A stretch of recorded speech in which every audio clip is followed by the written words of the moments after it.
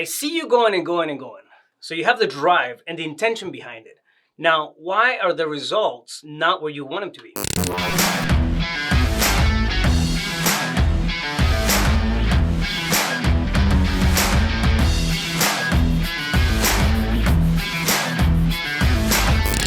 Welcome back. L.E.S Business, lean, effective, strategic, and simple business. Let's talk strategy and accountability, okay?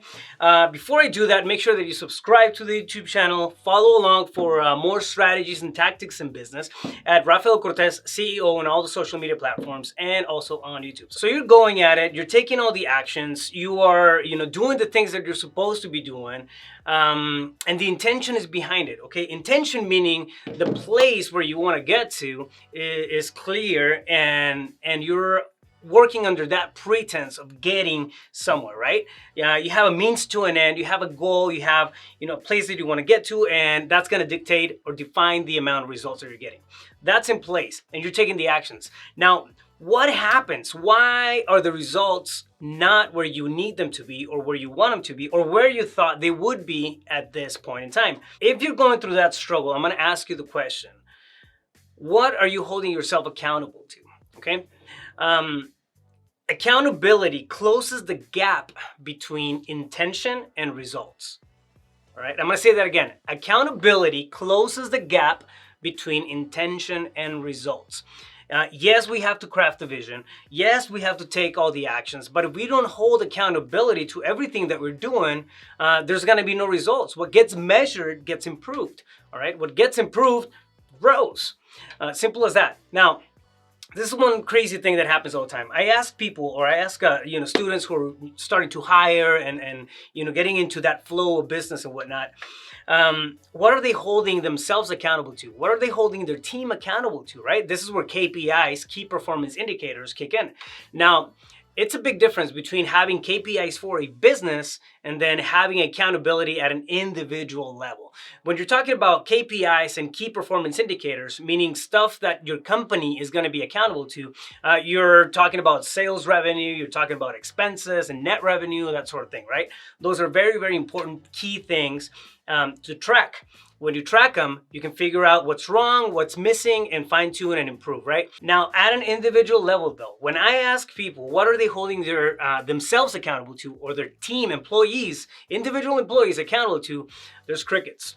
There's not clear answers. They're supposed to be going in 8 hours a day and doing this, and they're making all the calls and whatnot. But most times there's only subjective targets, right? Meaning stuff that moves. It's hard to hit. It's not well defined, and that can be hard because it means that even though you may have hired right, the talent might be right, the process might be right, the system and everything in place, even the leadership might be right, but the accountability is off. Nobody can be held responsible for the results, right? Simple as that. Again, at an organizational levels, we have KPIs, but there's also KPIs at an individual level. What are you holding your team accountable to? How many, if you're talking about, employees who are lead generating, right? How many calls are they accountable to? How many contacts are they supposed to be doing on a regular basis? How many conversions are they supposed to be doing on a regular basis? If you're talking to your sales team, okay, what are they responsible to in terms of revenue, bringing into the company individually, right? So remember, accountability bridges the gap between intention and results. You can have the best intention, so can your employees. But if there's no accountability in place and it's not made a constant, it's not made a normal part of the operation, the results are simply not gonna happen the way that you need them to happen or the way that you envision them to happen. So use the drive that you have within your company, steer it through the intention that you have for the company, and back it up with accountability, okay? You gotta have accountability factored in there somewhere. I know it may not sound so poetic, right? It doesn't sound as catchy as, yeah, good vibes and all that stuff, but it's important. It's one of the things that needs to be in place. It's not the sexiest thing to have in a company or be talking about and bringing up, for example, when you're talking about, creating a culture, but it's much needed, right? Accountability. Why? Because not all the time people feel like doing the stuff that they're supposed to be doing. However, that impacts your bottom line. It impacts you as an entrepreneur, and it has an overall impact in the organization that you're running. So have accountability measures in place. Find out what the tasks, what each one roles that you have in place, what those roles require in terms of tasks, link them to an action, and then link them to a desired result, right? Same thing for you.